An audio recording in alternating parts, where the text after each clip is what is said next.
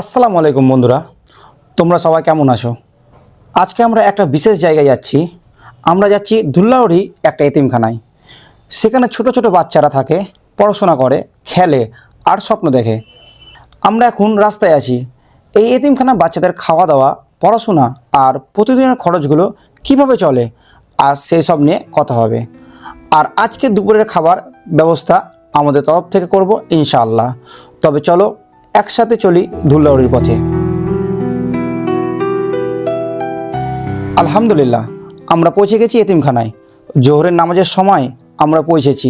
বাচ্চারা সবাই নামাজ আদায় করছে। সত্যি মনটা ভরে যাচ্ছে। শুধু খাওয়া দাওয়া নয়, এতিমখানার খরচ, বাচ্চাদের পড়াশোনা আর ভবিষ্যতের জন্য আলাপ হলো। আসসালামু আলাইকুম রহমতুল্লাহ। আমাদের যে প্রতিষ্ঠান এক সময় আমাদের হাজী হায়দার আলী সাহেব উনি প্রতিষ্ঠিত করেছেন। তারপরে ওনার ইন্তিকাল হয়ে গেছে। যাই হোক, তার সঙ্গে আমাদের এই যে মাদ্রাসা এখন বর্তমান যেভাবে পরিচালিত হয় সেটা হচ্ছে ওনারই কিছু ওয়াকফ করা আছে। তাছাড়া লোকের কাছ থেকে, লোকের অনুদানে আমাদের চলে। ও এই যে বিল্ডিং করেছে, এই বিল্ডিং তৈরি করতে কারোর কাছে 4 আনা পয়সা নেয়নি। আচ্ছা, ও নিজের পয়সা দিয়ে খরচ করে ফেলছে। আমি বললাম একদিন যে আমি কিছু পয়সা দেবো, তবে যে ভাই এখন কিছু পয়সা নিব না, দিবেন আপনারা পরে দিবেন, এখন দিন। আমরা চেষ্টা করি খুব ভালো শিক্ষা দেওয়ার এবং 24 ঘন্টা ছেলেদের পেছনে যতটুকু হেল্প করা বা যতটুকু গাইড করা দরকার অতটুকু আমরা সচেষ্টভাবে চেষ্টা করি। তা সত্ত্বেও কি জানি না আমরা কতটুকু পারি। প্রতিষ্ঠানকে যিনারা ভালোবাসেন আমাদের এই প্রতিষ্ঠানের প্রতি খেয়াল করে আপনারা সহযোগিতার হাত বাড়িয়ে দেবেন। এবং বিশেষ করে এটা হচ্ছে এতিমখানা, এতিম ছেলেদেরই অগ্রাধিকার দেওয়া হয়। নন এতিম নাই তা নয়, কিন্তু খুবই কম। মাদ্রাসার নামটা কি একবার বলে দেন? হ্যাঁ, আমাদের মাদ্রাসা দারুল উলুম ফাইজানে তাহাজুস শরিয়া ও দারুল ইয়াতামা এতিমখানা। কতজন ছাত্র আছে? আমাদের ছাত্র প্রায় 40-45 জন আছে এখন। এখানে আমাদের পড়াশোনার ব্যাপারটা হচ্ছে আমরা যতটুকু পারি তাতে আমাদের এখানে থেকে অনেক ছেলে অনেক ছেলেই 8 পর্যন্ত পড়াশোনা করছে, 8-9 পর্যন্ত। 8-9 পর্যন্ত। আর আরবি কি পড়ানো হয়?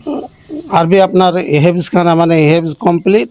খাবারের ব্যাপারটা লোকজনই দেয় এবং তার সঙ্গে এই যে রূপভাবে আপনারা এসছেন এইভাবে খাবার অনেকে নিয়ে আসে, অনেকে এখানে এসে খাবার তৈরি করে খাওয়ানো খাইয়ে যায়। তো অবশিষ্ট টাইম আমাদের 2 জন বাবরচিও আছে, তারা রান্না বান্না করে।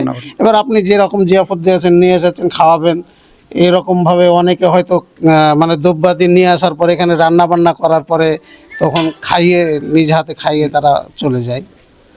তো আপনারাও নিয়ে এসেছেন, যাক আলহামদুলিল্লাহ, খুব ভালো। এই কারণ হচ্ছে এখানে এতিম ছেলেই অনেক আছে। হ্যাঁ, আমাদের একটা পেজ আছে ছোটোখাটো, যে পেজে হয়তো আপনাদের এই ভিডিওটা আমরা আপলোড করব। যেখান থেকে যদি কোনো সহযোগিতা আসে তাহলে সম্পূর্ণ এখান থেকে যে সহযোগিতা আসবে সব এই মাদ্রাসাতেই ইনশাল্লাহ আসবে। ঠিক আছে, আলহামদুলিল্লাহ, ভালো। হ্যাঁ, এই ভিডিওর মাধ্যমে সমাজকে কি আপনি বার্তা দিতে চান? এই বার্তার ব্যাপারটা হচ্ছে অন্য কিছুই না। আমাদের এখানে আসল উদ্দেশ্য হচ্ছে যে দেখেন, এইরকম মাদ্রাসাগুলি যে না থাকতো তাহলে কিন্তু ইসলাম আজকে মুছে যেত। এই কোরআনের যে শিক্ষা, এই শিক্ষা কিন্তু এইরূপভাবে মাদ্রাসা মানুষ খুব সংকীর্ণভাবে, যদিও বিন্দু বিন্দু করে দেয়, তাকে গছিয়ে সিন্ধুতে পরিণত হয়ে যায়। এই অনুদানের উপর মাদ্রাসা চলে। আর এই মাদ্রাসার মূল উদ্দেশ্য হচ্ছে যে ইসলামের খিদমত করা। শিক্ষকগণ ইসলামিক শিক্ষা দেবেন এবং তার সঙ্গে সঙ্গে ছেলেরা গ্রহণ করার পরে তারা সমাজের কাজ যেভাবে করা দরকার সেভাবে করবে। এই তো মাদ্রাসার আসল উদ্দেশ্য।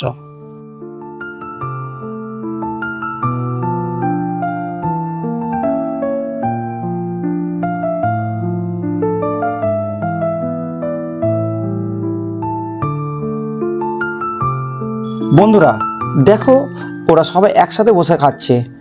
এ এক অন্যরকম আনন্দ। আমাদের সামান্য সহযোগিতায় ওদের জীবনে এত বড় খুশি এনে দেয়। শিক্ষা, ভালোবাসা আর একটু যত্ন, এই তিনটাই পারে ওদের জীবনকে সুন্দর করে তুলতে। বন্ধুরা, তোমরা যারা পারো চেষ্টা করো এমন কাজে অংশ নিতে। একবেলা খাবার, একটুখানি পড়াশোনার খরচ আর একটু ভালোবাসা, এটাই পারে ওদের ভবিষ্যৎ বদলে দিতে। আল্লাহ আমাদের সবাইকে এ ধরনের কল্যাণের কাজে কবুল করুন। আমিন।